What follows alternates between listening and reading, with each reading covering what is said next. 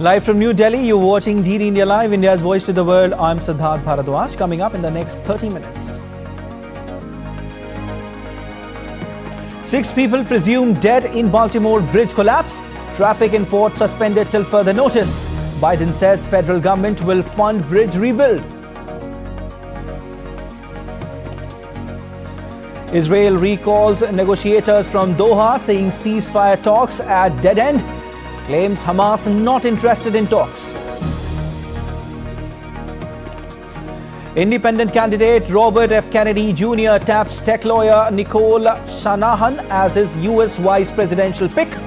Shanahan brings potential financial firepower and tech industry connections to Kennedy's ticket. Last day of nominations for first phase of India's general elections. 102 constituencies across 21 states will go to polls on April 19.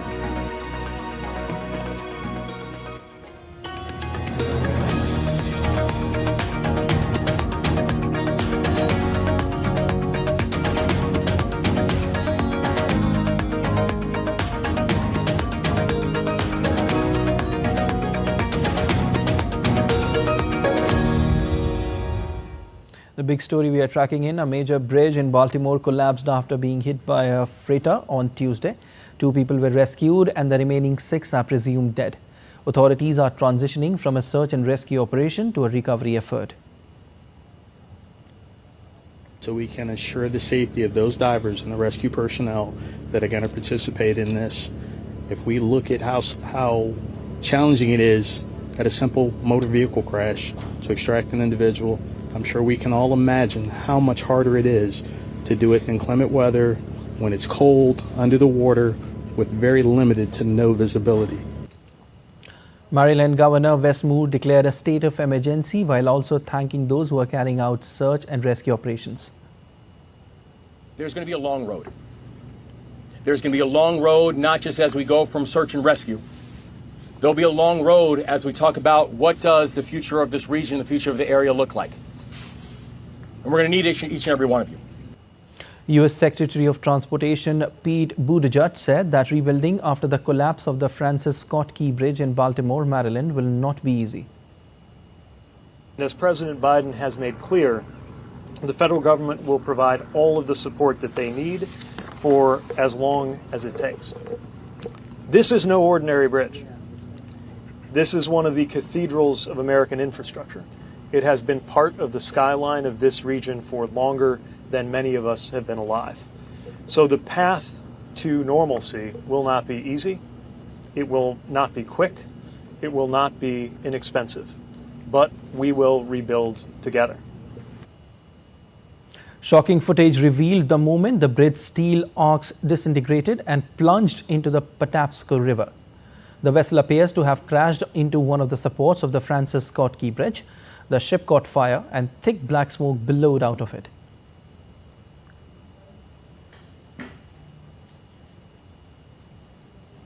Parts of the collapsed 4-lane bridge in the U.S. port of Baltimore were lying across the hull of the Dali container ship after it smashed into a pylon hours earlier.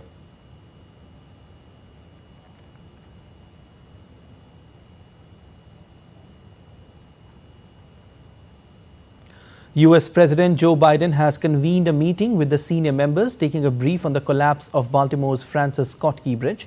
In the meeting, U.S. President has directed administration to ensure every federal resource available to respond to this terrible incident. Attention that federal government will pay for the entire cost of reconstructing that bridge, and I expect the Congress to support my effort. This is going to take some time. The people of Baltimore can count on us, though, to stick with them at every step of the way until the port is reopened and the bridge is rebuilt. The White House has issued a statement indicating no reason to believe any intentional act in the incident. As per the statement, personnel on board the ship were able to alert the Maryland Department of Transportation that they had lost control of their vessel. As a result, local authorities were able to close the bridge to traffic before the bridge was struck, which undoubtedly saved lives. And also Singapore's Marine and Ports Authority said on Wednesday that the cargo vessel Dali that was involved in the Baltimore bridge collapse had valid classification society and statutory certificates on its structural integrity and equipment functionality at the time of the incident. In a statement, it said that Dali had also passed 2 separate foreign port state inspections in June and September last year. India extended its condolences to all the affected in the Baltimore bridge collapse incident, putting it on social media platform X. Our heartfelt condolences to all affected by the unfortunate accident at the Francis Scott Key Bridge in Baltimore. For any Indian citizens that may be affected, require assistance, the Embassy of India has created a dedicated hotline. Please reach out to us on +1 202 717 1996. Update on Israel-Hamas conflict now. Israel has recalled its negotiators from Doha after deeming mediated talks on a Gaza truce a dead end due to demands by Hamas. Hamas on Tuesday put out a statement rejecting the latest truce plan put forward by mediators from US, Qatar and Egypt at indirect talks in Doha. The group said it was sticking to its original demands for a permanent ceasefire that would lead to a full withdrawal of Israeli forces from Gaza and the return of displaced Palestinians to their homes. The Israeli Prime Minister's office said Hamas's stance clearly demonstrates its utter disinterest in a negotiated deal and attests to the damage done by the UN Security Council's resolution. Netanyahu's office further said Israel would not surrender to what it called the terrorist group's delusional demands. The two sides had stepped up negotiations mediated by Qatar and Egypt on a 6-week suspension of Israel's offensive in return for the proposed release of 40 of the 130 hostages still held by Hamas in Gaza. The United States on Tuesday said that Israel's assertion that the UN Security Council resolution calling for an immediate ceasefire between Israel and Hamas obstructs hostage negotiations is inaccurate and unfair. That statement, which I believe said that Hamas pulled out of the hostage talks, or Hamas rejected the most recent proposal because of the United Nations Security Council resolution, that statement is inaccurate in almost every respect, and it is unfair to the hostages and their families. Protests continue in Israel for the immediate and safe release of hostages held by Hamas terrorists in Gaza. In Tel Aviv, a crowd of hostage families and their supporters gathered outside the Israeli Defense Headquarters on Tuesday, demanding a deal be made as soon as possible to release their loved ones. Some locked themselves into cages in protest, while others held up photos of their loved ones. Israeli Defense Minister Yoav Gallant said on Tuesday he stressed with US officials the importance of US-Israeli ties and of maintaining Israel's qualitative military edge in the region, including its air capabilities. Gallant said he also discussed the hostages held in Gaza, humanitarian aid efforts and how Israel plans to destroy Hamas. Israeli Defense Minister also said a local alternative must be built up to govern Gaza after Hamas is defeated. Gallant was speaking to reporters during his second day of the meetings with senior US officials in Washington. The meeting between the two came after Netanyahu on Monday cancelled a separate visit to Washington by 2 of his most senior aides who were due to hear US ideas about operational alternatives. An Israeli army on Tuesday released a video showing multiple strikes on Hezbollah infrastructure in Lebanon. According to captions on the released footage, the targets included a military compound in Fakala, a weapons storage facility in Hanain and terrorist infrastructure in Beit Yahon. The footage comes as 3 Hezbollah militants were killed in Israeli airstrikes near 2 towns in northeast Lebanon on Tuesday, and at least 7 people were killed in an Israeli airstrike on Nabatea in southern Lebanon. Hezbollah and the Israeli army have been trading fire since October in the worst cross-border violence since they fought a month-long war in 2006. US presidential candidate Robert F. Kennedy Jr. has announced Silicon Valley lawyer and philanthropist Nicole Shanahan as his running mate. Kennedy named Shanahan the ex-wife of Google co-founder Sergey Brin at a campaign event that included attacks on pharmaceutical industry and COVID lockdowns. With the choice, Kennedy bypassed better-known potential candidates including National Football League star Aaron Rodgers. Kennedy is backed by 15% of registered voters versus 39% for Biden and 38% for Trump. The Democratic National Committee and many political strategists say Kennedy's campaign could be a spoiler in the 2024 election that would help elect Trump. Indonesia's losing presidential candidate Anies Baswedan laid out his challenge in court to last month's election on Wednesday. He alleged interference by the state and urged a rerun and disqualification of winner Prabowo Subianto. Anies added that the election showed that the world's third largest democracy was at risk of sliding back into its authoritarian past. The administration of outgoing President Joko Widodo has rejected allegations it interfered in the election. Prabowo, who won highest share, has promised to continue his agenda of infrastructure modernization, jobs creation and development of downstream industries for the country's vast mineral resources. News from Pakistan now. The Islamabad High Court judges have urged the Supreme Judicial Council to convene a Judicial Convention over the alleged interference of Pakistan's inter-services intelligence in judicial matters. All 7 judges of the IHC, except Chief Justice Amir Farooq, wrote to the Supreme Judicial Council and all judges of the Supreme Court, highlighting how senior ISI officials have been influencing judicial proceedings and pressuring judges. In a letter to the SJC, the High Court judges sought guidance from the Council on the interference of the spy agencies in courts' affairs. This came days after the Apex Court declared the removal of former IHC Judge Shaukat Aziz Siddiqui illegal and directed that he may now be considered a retired judge. The verdict further noted that the SJC proceeded against Justice Siddiqui on the assumption that the truth or falseness of the allegations levelled by the former judge was irrelevant. China's embassy in Pakistan demanded investigations into an attack by a suicide bomber that killed Chinese engineers working on a dam project. On Tuesday, a suicide bomber rammed a vehicle into a convoy of Chinese engineers working on a dam project in northwest Pakistan, killing 6 people. It's the third major attack on Chinese interest in the South Asian country in a week.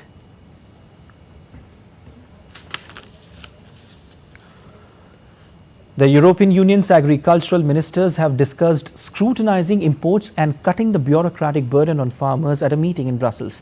While ministers discussed relief, hundreds of tractors blocked the streets of Brussels as agitations over the bloc's policies continue. Our correspondent Ishan Garg has more. The pressure on EU officials is rising as farmers' protests continue across Europe. Many are protesting against a series of EU policies, including new sustainable farming laws and import rules. The farmers say despite some concessions, their demands haven't been met. The EU is now monitoring the price of agricultural products, but farmers say they want a law that guarantees them a sale price above their cost of production. These demonstrations are also targeting the EU's trade practices, especially the bloc's free trade agreements like the one it's currently negotiating with Latin American countries including Brazil and Argentina. The EU has agreed to impose some restrictions on the import of Ukrainian goods, but the farmers say it doesn't go far enough. They argue their profits have been hit at a time when many of them are struggling due to rising costs of farming. Officials have agreed to reduce red tape and water down some of their environmental regulations to help farmers, but all of that has failed to quell the farmers' anger. That's why for the third time this year, hundreds of tractors rolled onto Brussels streets. Though the demonstrations on Tuesday were smaller than previous ones, farming groups say it shows their desperation. They say they want to keep the pressure up and get more concessions from officials. The Belgian agricultural minister says the bloc is working on offering concrete solutions to the farmers. There are concerns in Brussels about the farmers' movement being capitalized on by right-wing groups in the upcoming European Parliament elections in June. And that is why officials are hoping to pacify the protesters before then. Ishan Garg in The Hague, reporting for DD India. Ukraine's President Volodymyr Zelensky has replaced the top security official in new reshuffle on Tuesday. The Ukrainian president dismissed Oleksiy Danilov, Secretary of Ukraine's National Security and Defense Council, and replaced him with Alexander Litvinenko as Chief of Foreign Intelligence, according to decrees published on the presidential website. Oleksiy Danilov, the outgoing Secretary of the National Security and Defense Council, had held his position since October 2019, just months after Zelensky took office. Zelensky, speaking later in his nightly video address, said Danilov was being transferred to new duties and said that the strengthening of Ukraine and the renewal of the state system in all sectors will continue.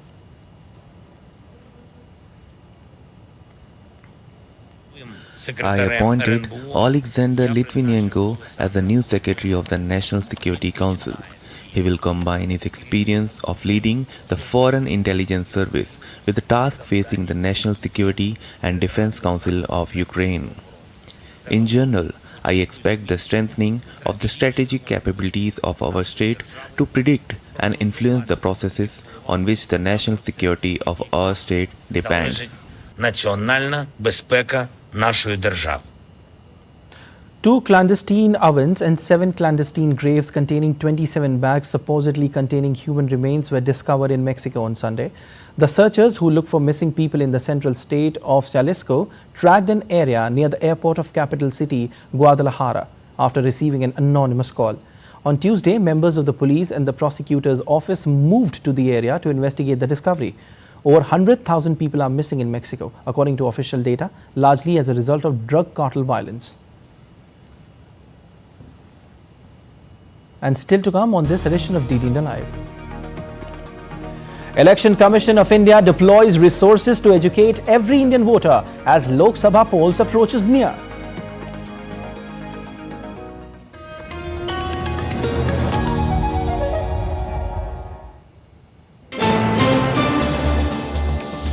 Voice of a rising aspirational world. Stories of challenges, struggles and accomplishment. A world battling conflict, hunger and poverty. Embracing growth, development, science and technology. A voice of progress, a voice of unity. Watch Voice of the Global South with me, Akshay Dongre, only on DD India.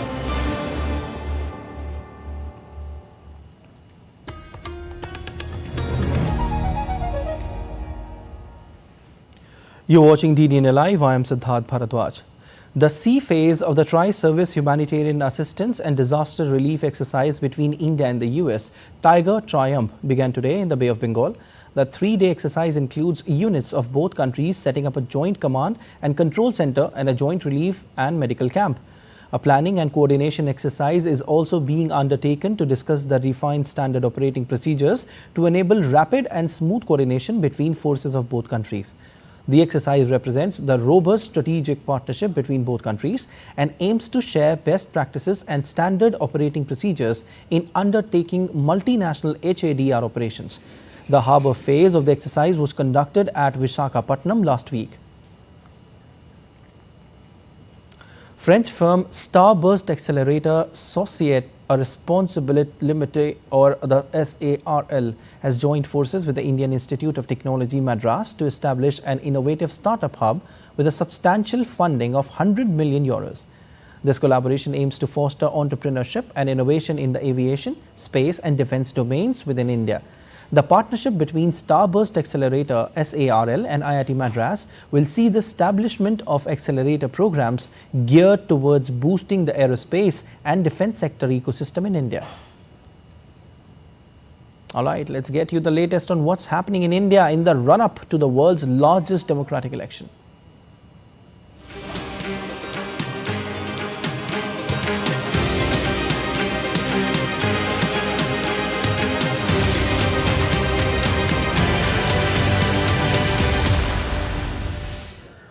Well, today is the last day for filing nominations for the first phase of polls for India's lower house of parliament. The elections will be held for 102 parliamentary seats in 17 states and 4 union territories in the first phase.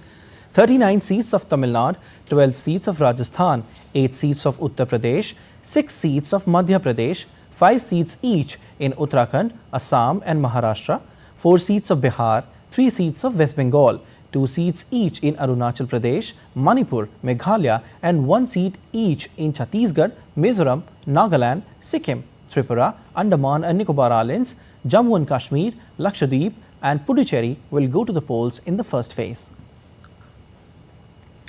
Coimbatore constituency in Indian state of Tamil Nadu is set to witness a triangular contest.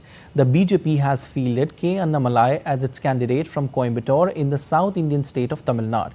The BJP leader K. Annamalai today offered prayers at the Arulmigu Konyaman temple before filing his nomination for parliamentary polls. MLA Vanathi Srinivasan was also present there. Coimbatore, which is one of 39 constituencies in Tamil Nadu, houses 6 assembly seats. In Tamil Nadu, DMK leader Dayanidhi Maran today filed his nomination from Chennai, and party has renominated Dayanidhi Maran from Chennai Central when it announced a list of 21 DMK candidates on March 20 for upcoming parliamentary election. The list featured 10 incumbents and 11 new faces. BJP has fielded Vinod P. Selvam from Chennai Central, which is one of the 3 parliamentary constituencies in Chennai, the capital city of Tamil Nadu. Senior BJP leader and India's Union Minister Nitin Gadkari is seeking his 3rd term for India's lower house of parliament. Ahead of filing of nomination, Gadkari offered prayer at his residence in Maharashtra. He will contest polls from Nagpur constituency in Indian state of Maharashtra. In the first phase, Nagpur, Gadchiroli, Chimur, Bandara, Gondia, Chandrapur and Ramtek will go to polls in Maharashtra. Nitin Gadkari held a roadshow in Nagpur ahead of filing of nomination. The Deputy Chief Minister of Maharashtra, Devendra Fadnavis, and Praful Patel of Ajit Pawar-led NCP were also part of roadshow held in Nagpur. A meeting of the Central Parliamentary Executive Committee of NCP Sharad Pawar Group will be held in Mumbai today. The meeting will discuss and determine candidates for elections to India's lower house of parliament. This was informed by party's Maharashtra chief spokesperson Mahesh Tapase. Rashtravadi Congress party शरद चंद्र पवार इस पक्ष की राष्ट्रीय parliamentary board की बैठक बुधवार मुंबई में राष्ट्रवादी party के कार्यालय में संपन्न होने वाली है। इस बैठक की अध्यक्षता राष्ट्रीय अध्यक्ष पवार साहब के नेतृत्व में होगी और यहाँ पे लोकसभा चुनाव में जो हमारे प्रत्याशी खड़े होंगे उसके संदर्भ में चर्चा होगी। चुनाव को लेके बाकी भी जो अहम चीजें हैं ये सभी चीजों पे चर्चा होगी। The Shiv Sena led by Uddhav Thackeray today released its first list of 16 candidates for upcoming elections to India's lower house of parliament. The list includes names of former union ministers Anant Gite and Arvind Sawant for the Raigad and South Mumbai constituencies respectively. Maharashtra with 48 Lok Sabha seats will vote in 5 phases beginning April 19.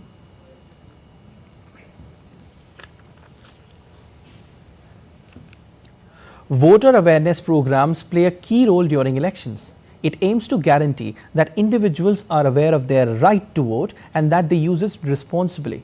Here's a report.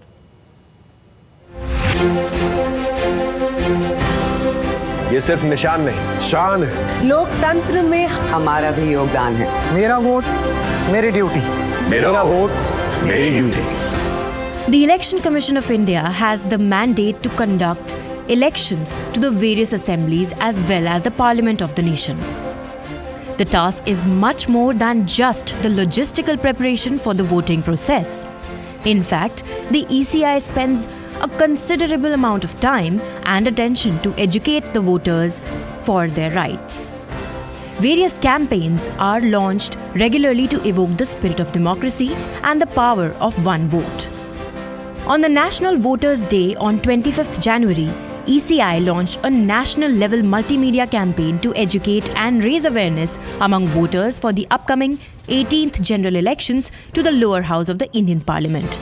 Titled Chunav Ka Parv, Desh Ka Garv, or Elections, the biggest festival and pride of the nation. The campaign underscores the significance of elections as not only the largest celebration of democracy, but also as a source of pride for individuals and the entire nation.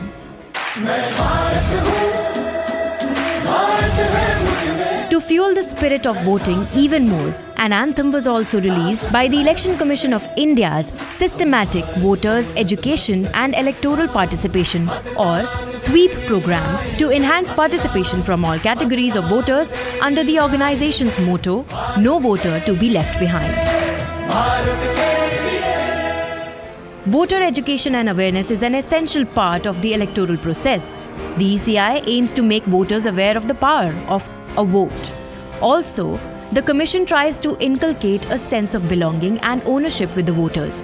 it has striven to drive home the point that their participation in the election is crucial in order to guarantee a responsible, responsive, and democratically elected government. Voter awareness involves electoral as well as civic education. The key aspects covered are election process, political parties and their manifestos, antecedents of candidates. Many educational institutions and organizations hold different activities like sporting events, essay writing contests, poster making competitions, marathons, etc. to raise awareness among people about voting.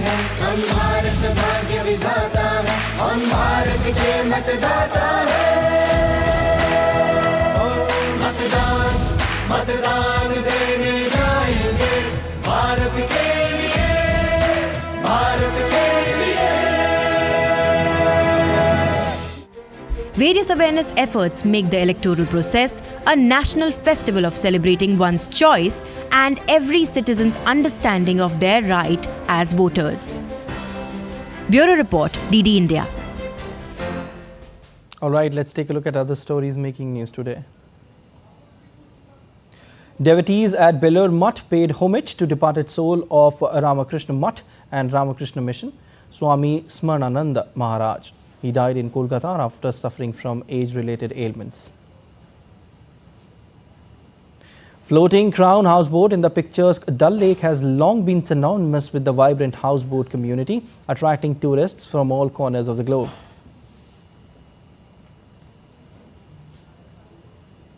On to sports now. The opening ceremony of India's 56th National Kho-Kho Championship will take place today in the national capital, with a record-breaking participation of 73 teams comprising of 1,332 players, coaches and managers from 37 states and union territories and units across the nation. This event promises to be a celebration of skill, athleticism and sportsmanship. Organized by Kho-Kho Association of Delhi under the aegis of the Kho-Kho Federation of India, the prestigious championship is scheduled to go on for 6 days from March 27th to April 1st. जो 56वां national हो रहा है दिल्ली के अंदर, ये पहली बार है जब दिल्ली में हो रहा है। आज तक दिल्ली में कभी खो-खो का नेशनल नहीं हुआ था और इसीलिए दिल्ली की जो हमारी इकाई है उसने एक प्रतिज्ञा दी कि भाई आज इस बार जो आयोजन होना चाहिए उसका स्तर ऐसा होना चाहिए जो कभी नहीं हुआ, बिल्कुल अंतर्राष्ट्रीय स्तर के मापदंडों पे हम लोगों ने आयोजन करने की कोशिश की। That's all for this edition of DD India Live, but let us know your thoughts on the news of the day. You can connect with us on Facebook, X formerly known as Twitter, and Instagram. We'll be back with more news as it breaks here on DD India. I'm Siddharth Bharadwaj from all of us here in Delhi. Thanks for watching DD India Live.